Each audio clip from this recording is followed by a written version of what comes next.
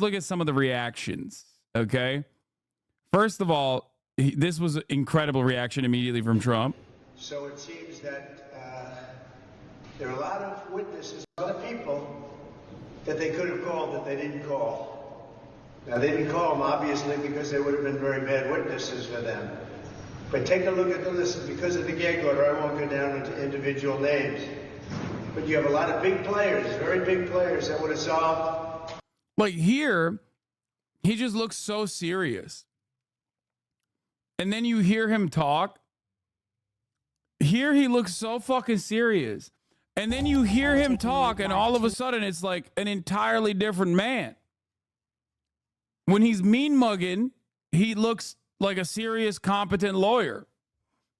And then you hear him talk to Caitlin Collins, and you're like, oh, I get why it was a 0 for 34 type situation. Their problem, or actually would have given us the win. We already have the win. If we had a fair judge, this case would have been over a long time ago. But a lot of key witnesses were not called. Look at your list. Look at the players. And you know who I'm talking about. You can take 5 or 6 of them. Why didn't they call those witnesses? They didn't call them because they would have been on our side. Yeah, it is a solid legal argument to say the prosecution could have brought people in to help my side. Instead, they only brought people in to help their side. And it's a shame. And in particular, one witness who's now suffering gravely because of what's happened, because of the viciousness of these thugs. The vicious people, what they've done to that person. And you know who I'm talking about. And they didn't call him as a witness. They didn't call anybody as a witness. And all these people they could have called and solved the problem. Bro, you can't be calling people thugs no more. You're a convicted felon.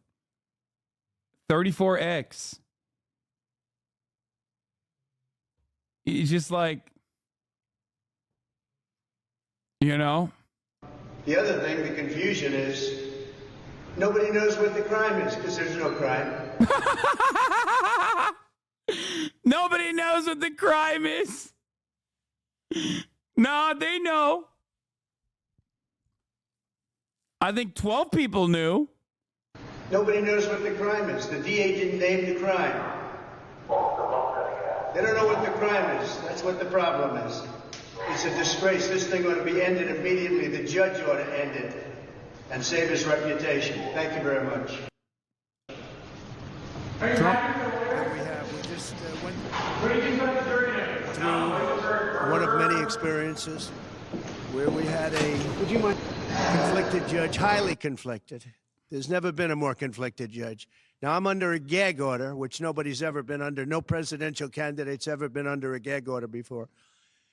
Yeah, because no presidential candidate has ever been a convicted felon with an active court case. Like, well, what do you mean?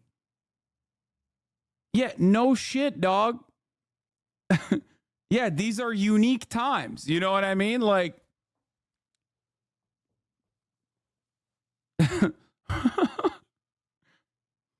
it's just like, yeah, we know it's unique. We know it's a first.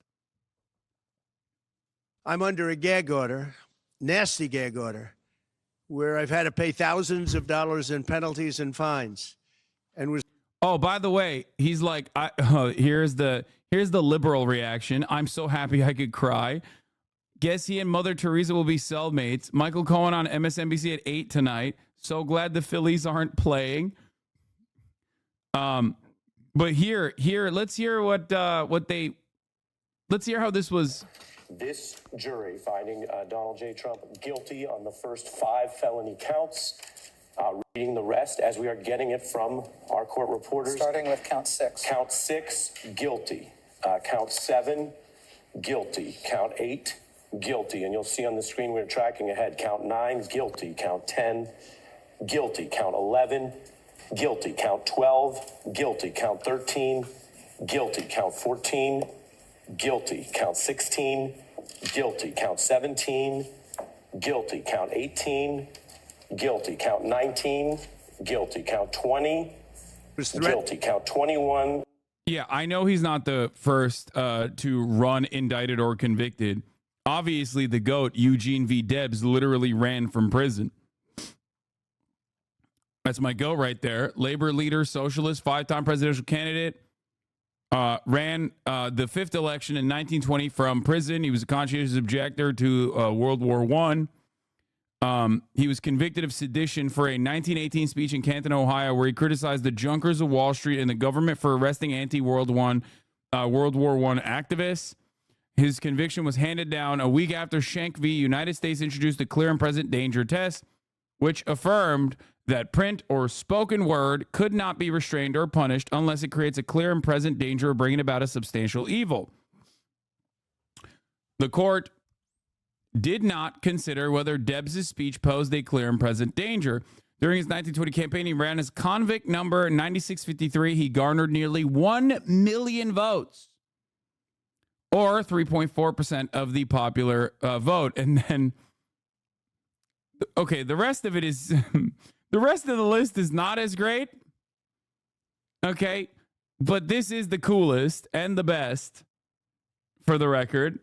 The rest of the list is, leaves much to be desired. Like Lyndon LaRouche was a conspiracist and a political extremist who ran for president 8 times from 1976 through 2004, first as a candidate for the now defunct U.S. Labor Party and later as a Democrat. He ran his 92 campaign from a prison cell after an 88 conviction for mail fraud and conspiracy to defraud the IRS by defaulting on more than $30 million in loans from campaign supporters. Oh my God, Larishites. Holy moly. Rick Perry, I did not know this. He was indicted in 2014 by a local grand jury following an investigation into whether he withheld millions of dollars from the office of the local district attorney, a Democrat. In 2015, he launched the 2016 presidential campaign to his highest office, but just 3 months later, he dropped out of the race after failing to convince the primary voters to give him a second look.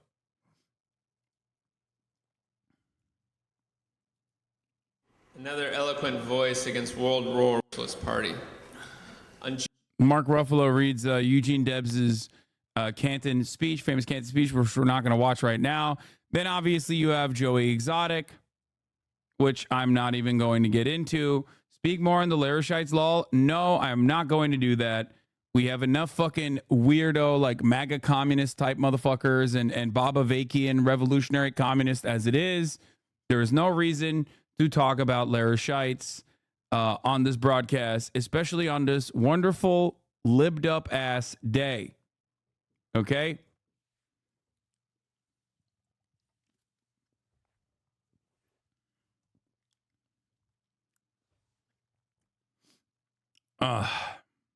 With jail.